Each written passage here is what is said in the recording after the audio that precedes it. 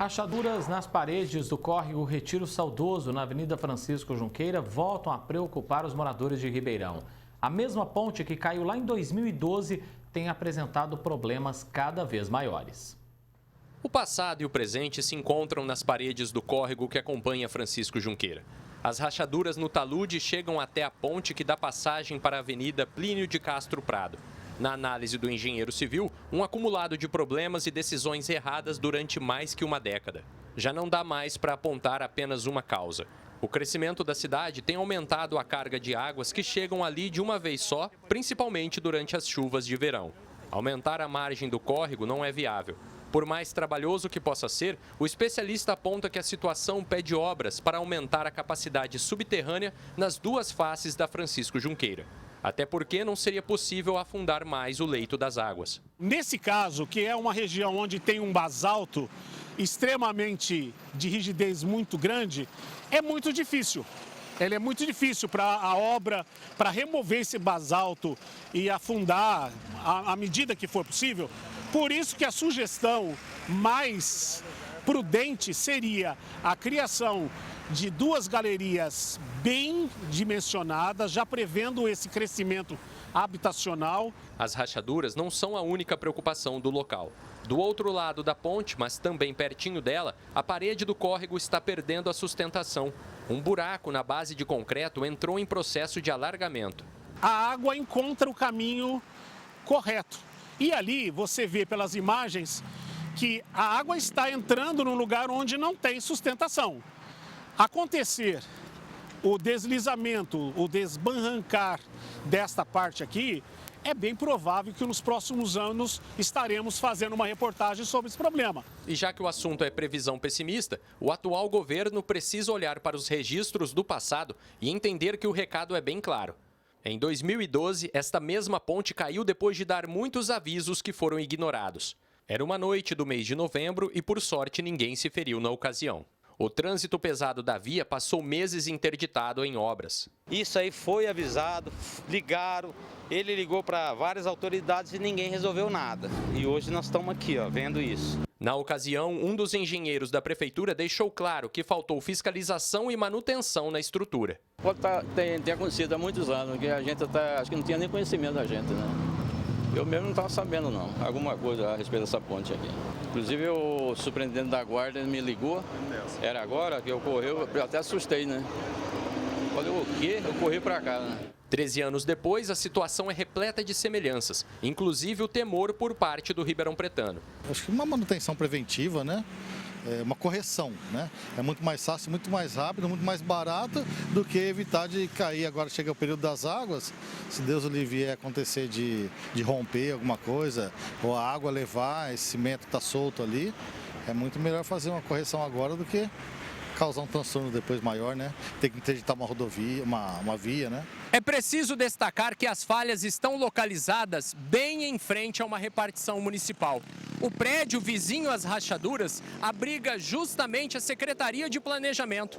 De acordo com o engenheiro, a nova administração da prefeitura deveria começar exatamente por aí, investigando os problemas que herdou e planejando como consertá-los o mais rápido possível. Ou seja, vendo esses absurdos aqui, eu acredito que a administração atual tenha pessoal capacitado para fazer uma reformulação inteligente, econômica e que resolva o problema, porque as administrações anteriores, particularmente várias vezes eu levei à administração esses problemas e nunca foi escutado.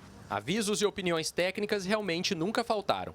Pouco após o início das obras da reforma da ponte, agora no ano de 2013, o Jornal da Clube trouxe a análise da geógrafa internacionalista Tatiana Garcia. A comparação foi com cidades desenvolvidas do mundo todo. Para ela, o erro principal estava no foco do poder público, que mirava no problema a curto prazo e não na prevenção. Diagnóstico que não mudou muito e receita que continua valendo. Se formos comparar Ribeirão Preto com outras cidades do mundo, no mesmo porte, tanto de atividades econômicas, mas também de número de habitantes, podemos falar uma capital de um país, da Nova Zelândia. Quando você vai nesse país, certamente há um planejamento. A prefeitura, independentemente do governo que está administrando, faz um acompanhamento, ou seja, são planos para 4, 10, 20 anos. Isso sim é uma boa administração pública. É aquela administração que não resolve problemas, mas sim evita esses problemas ou soluciona de forma efetiva. Felipe Urbinati para o Jornal da Clube. Em nota, a Prefeitura informou que já realiza a manutenção na estrutura da ponte e que os problemas acontecem pelo grande volume de chuvas registradas entre o final do ano passado e o comecinho de 2025, somados, segundo a Prefeitura, à ausência de manutenções anteriores. Vamos falar mais sobre esse assunto agora com o advogado Gustavo Bugalho. Doutor, bem-vindo por aqui com a gente mais uma vez. Cada vez mais os problemas urbanos que aparecem em Ribeirão estão ligados ao crescimento que a cidade teve. É preciso entender que cada bairro impacta profundamente em toda essa questão da infraestrutura, né? Uma ótima tarde. Boa tarde, André. Boa tarde a todos que assistem ao Jornal da Clube. Bom, nós precisamos entender que tudo aquilo que é feito, né, nas áreas mais periféricas, né, com a expansão, né, do município, causa um estrangulamento onde tem a interlocução de todas as regiões, ou seja, principalmente na área central. Hoje há uma expansão gigantesca imobiliária no município, um crescimento demográfico que daqui 10 ou 15 anos vai trazer, inclusive, consequências ainda mais graves do que essas que a gente está vendo. Então, hoje não é momento de fazer apenas a manutenção, mas de planejar Ribeirão Preto para os próximos 10, 15 anos. Quando a gente analisa todo esse cenário, Gustavo, fica o quê para a população? Porque em 2012 a gente viu essa ponte caiu, né? Ruínas. Aí agora nós estamos em 2025 e os mesmos problemas acontecendo de novo. Ninguém aprendeu nada de 2012 para cá.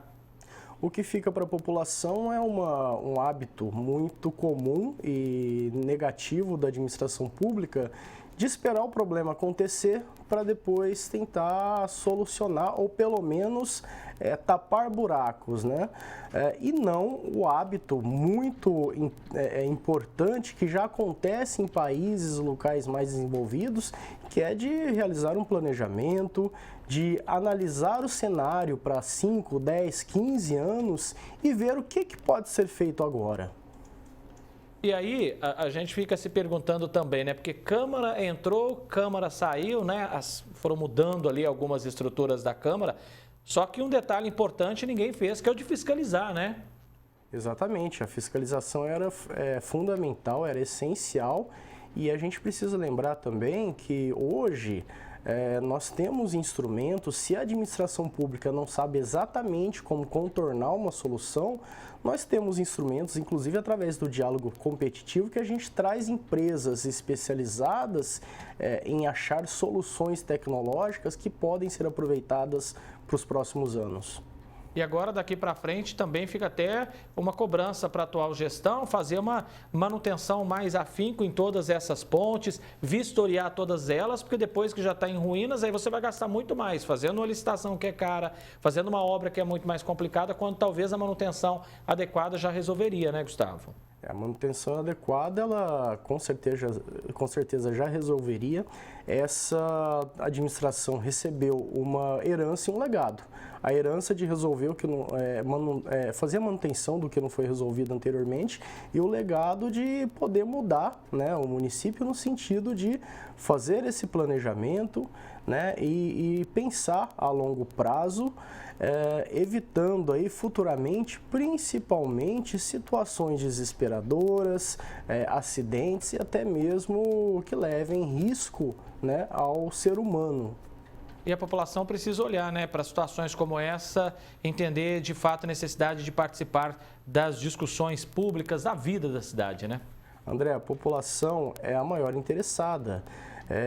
Precisamos parar de pensar apenas em situações de política partidária e sim pensar na nossa cidade, no nosso ambiente e participar dando sugestões, soluções e mostrando nossa capacidade de buscar melhorias para esse local onde a gente vive e onde nossos filhos viverão.